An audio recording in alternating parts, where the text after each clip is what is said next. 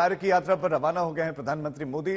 प्रधानमंत्री नरेंद्र मोदी की ये पहली अमेरिकी राजकीय यात्रा। इससे पहले भी कई बार अमेरिका जा चुके हैं, लेकिन ये जो यात्रा है वो राजकीय यात्रा है और कई मायनों में खास होने वाली है। दरअसल इस दौरान भारत और अमेरिका के बीच में 6 बड़े रक्षा समझौते होंगे और प्रधानमंत्री की इस अमेरिका यात्रा से पहले दोनों ही देशों के बीच में ड्रोन डील हो चुके हैं।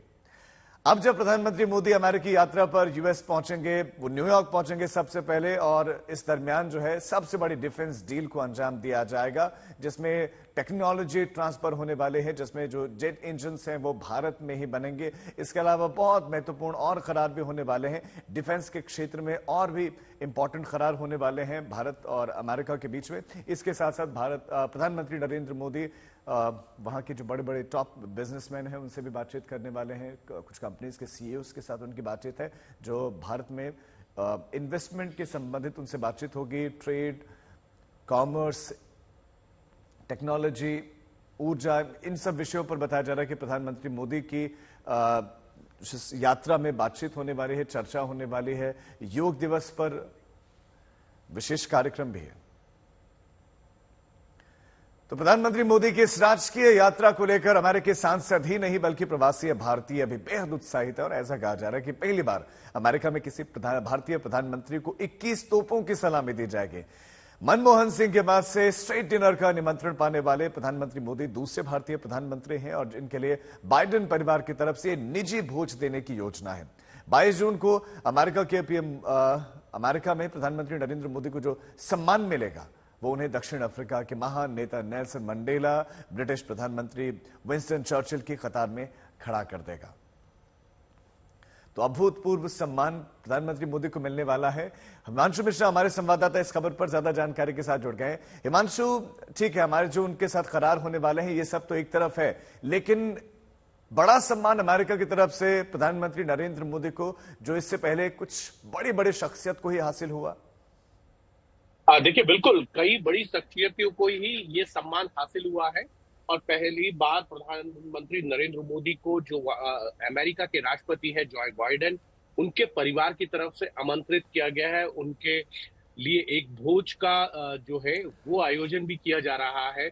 और साथ ही साथ अगर आप देखेंगे प्रधानमंत्री नरेंद्र मोदी देर रात 12:55 पर जो है वो यूएस पहुंचेंगे और कल सुबह वो यूएन के अंदर जो है योगा दिवस के कार्यक्रम में शामिल होंगे। जी हाँ, योगा दिवस भारत की तरफ से शुरू किया गया था 2014 के अंदर और उसके बाद पूरे विश्व के अंदर जो है योगा दिवस मनाया जाता है। 21 जून को यूएन की तरफ से घोषित किया गया है योगा दिवस के रूप में और साथ ही साथ 180 देशों के अंदर ये कार्यक्रम रहने वाला है। तो ये एक बड़ी उपलब्धि है भारत की।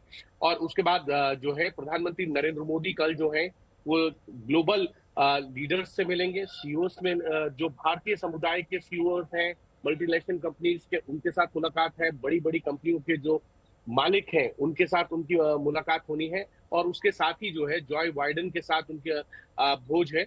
और उसके बाद कमला हैरिस जो वहां की उपराष्ट्रपति हैं उनके साथ उनकी मुलाकात होनी है।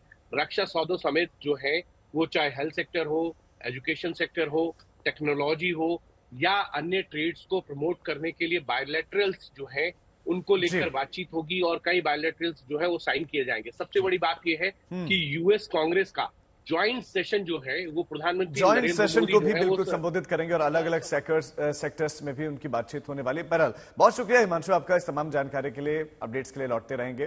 तो प्रधानमंत्री नरेंद्र मोदी रवाना हो गए।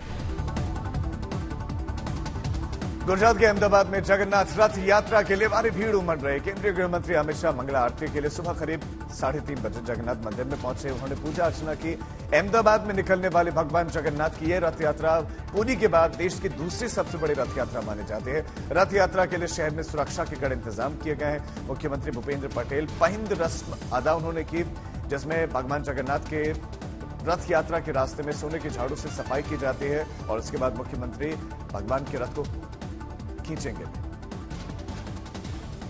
भगवान जगन्नाथ के दरबार में गृहमंत्री अमित शाह भी पहुंचे। सुबह लगभग 3:45 पर वो मंदिर में पूजा अर्चना करते हुए देखिए। मंगला आरती में उन्होंने भाग लिया। रथ विशेष तरीके से सजाया गया है, बनाया गया है। गोपी खांगर हमारे संवाददाता खबर पर ज्यादा जानकारी के साथ जुड़ गए। गोपी, अभी क्या क्या चल रहा है भगवान जगन्नाथ यात्रा की इस रथ यात्रा को लेकर? अभी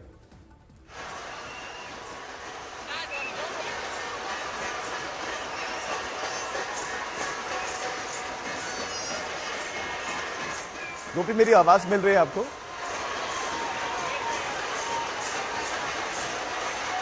लखनऊ तक आवाज नहीं पहुंच रही, लेकिन आपको बता दें भगवान जगन्नाथ यात्रा की रथ यात्रा और पहिंद रस्म तकरीबन 7 बजे मुख्यमंत्री गुजरात भूपेंद्र पटेल ने अदा की, जिसमें सोने के झाड़ू से सफाई की जाती है और नगर भ्रमण पर यह यात्रा निकलेगी। नगर भ्रमण के दरमियान लाखों की संख्या में बताया जा रहा है कि श्रद्धालु भगवान जगन्नाथ, भगवान बलभद्र और मां सुभद्रा के जो है दर्शन करेगी। विशेष रथ जो कि अलग अलग लकड़ी से बताया जा रहा है कि बनाया जाता है, फिर एक अलग परंपरा है और इस दरमियान नगर कीर्तन होता है और जगह जगह से जो है तकरीबन 16 किलोमीटर की ये यात्रा तय करेगी और इस यात्रा में 16 किलोमीटर के इस रास्ते में सुरक्षा के कड़े इंतजाम किए गए हैं।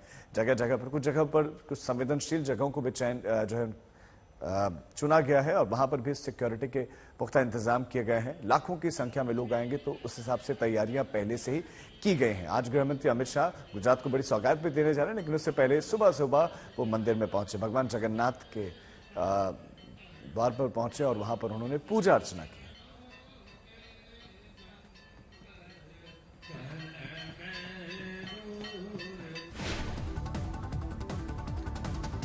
ओडिशा के पुरी में आज भगवान श्री जगन्नाथ जी की विश्व प्रसिद्ध रथ यात्रा निकाले जाएंगे और इसके लिए जल, थल और वायु मार्गों से सुरक्षा के कड़े इंतजाम किए जाएंगे।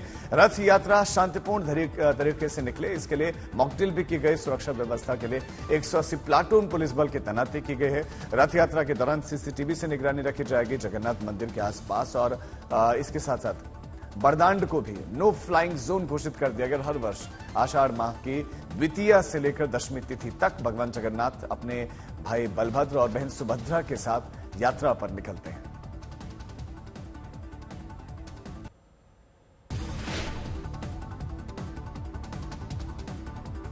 पश्चिम बंगाल में पंचायत चुनाव से पहले हिंसा का सिलसिला नहीं थम रहा है। मुर्शिदाबाद में 2 जगहों पर हुए बम धमाकों में 5 बच्चे घायल हो गए। पहला धमाका आम के बगीचे में हुआ जहां पर बच्चे खेल रहे थे और बच्चों ने गोल कच्चे बम को दरअसल गेंद समझ लिया और उसके साथ फुटबॉल खेलना शुरू कर दिया।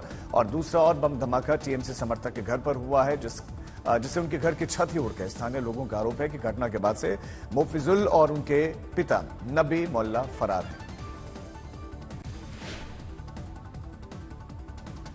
बंगाल में पंचायत चुनाव से पहले ही हिंसा के मामले में ममता सरकार और राज्य चुनाव आयोग की याचिका पर सुप्रीम कोर्ट सुनवाई करेगा। कलकत्ता हाईकोर्ट ने हिंसक वारदातों को देखते हुए 48 घंटे के अंदर हर जिले में केंद्रीय सुरक्षा बलों की तैनाती के आदेश दिए थे।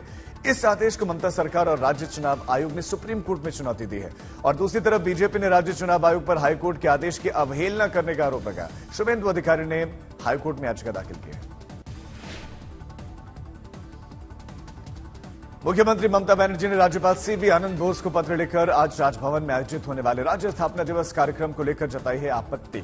ममता ने राज्यपाल का फैसला उन पर एक तरफा फैसले लेने का आरोप लगाया और उन्होंने कहा कि विभाजन का दर्द और सदमा ऐसा था कि राज्य के लोगों ने भारत की आजादी के बाद से कभी भी किसी भी दिन को स्थापना दिवस के रूप में नहीं मनाया। ममता ने लिखा है कि वो राज्यपाल का ये फैसला उनको हैरान कर देने वाला लगता है।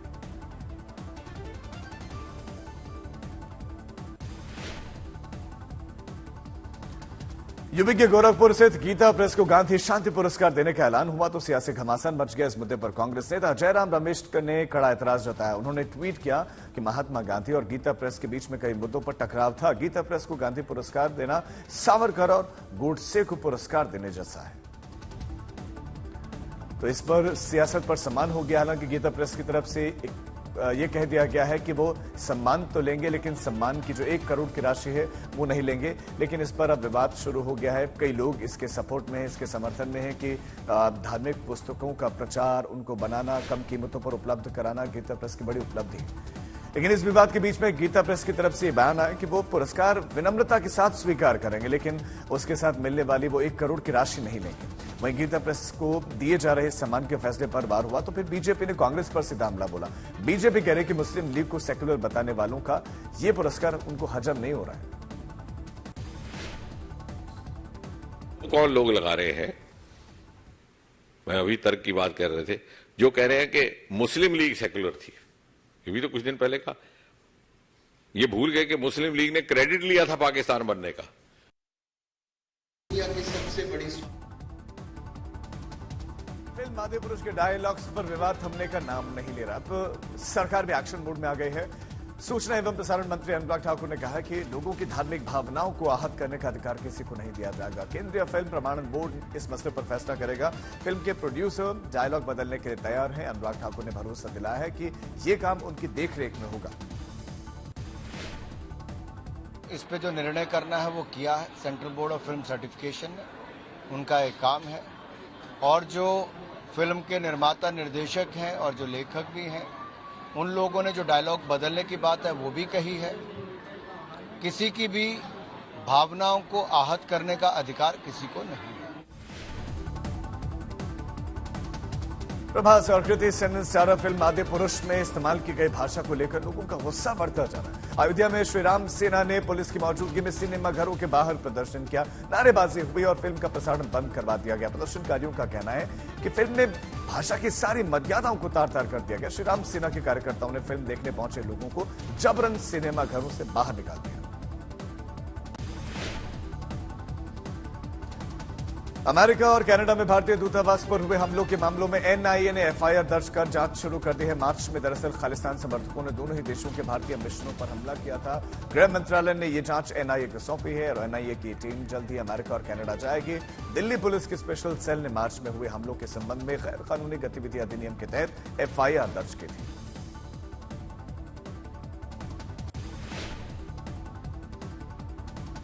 राजस्थान को से लेकर असम तक चक्रवाती तूफान बिपरजॉय का कहर देखने को मिल रहा है। तूफानी हवा और लगातार हो रही बारिश की वजह से रेगिस्तान सैलाब से जूझ रहा है। धौलपुर और अजमेर में सड़कों पर, इसके साथ साथ अस्पताल तक सब कुछ जलमग्न है।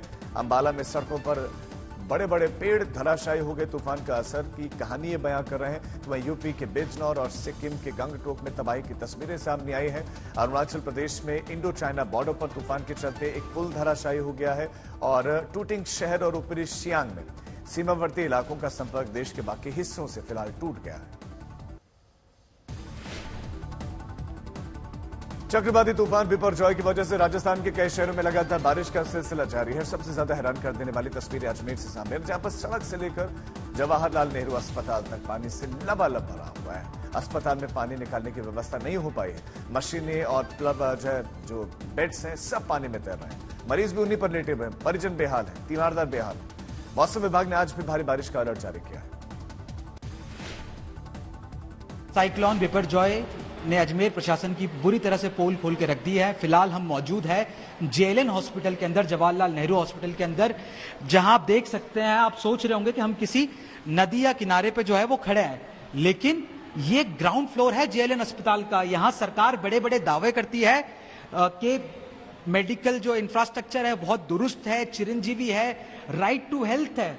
ये राइट टू हेल्थ की हेल्थ कितनी खराब है, ये दृश्य है उसी लापरवाही का, खराब हेल्थ का सरकारी और मेडिकल स्वास्थ्य विभाग का। असम में कई दिनों से लगातार भारी बारिश की वजह से हालात लगातार बिगड़ते जा रहे हैं। मौसम विभाग के मुताबिक बारिश को लेकर रेड अलर्ट जारी किया गया है। राज्य के 13 जिलों में बाढ़ के हालात हैं। एनडीआरएफ और एसडीआरएफ की टीमें रेस्क्यू ऑपरेशन में जुटी हैं। ब्रह्मपुत्र समेत कई नदियां खतरे के निशान को पार कर गई।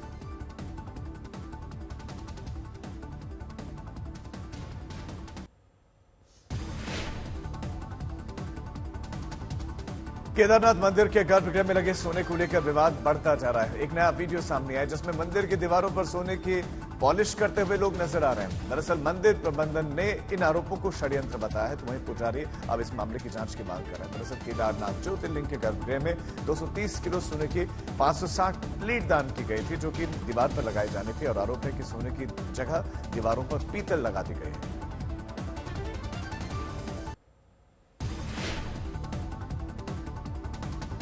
केदारनाथ मंदिर के गर्भगृह का एक और वीडियो तेजी से वायरल हो रहा है। इस वीडियो में एक महिला भक्त शिवलिंग के ऊपर नोट उड़ाती नजर आ रहे हैं। जो महिला नोट उड़ा रही हैं, बताया जा रहा है कि वो एक किन्नर है और महिला के बगल में ही मंदिर के तीर्थ पुरोहित पूजा पाठ करते हुए दिखाई दे रहे हैं। और इस वीडियो को लेकर भी अब विवाद खड़ा हो गया। जिला प्रशासन ने इस वीडियो की जांच के आदेश जारी किए।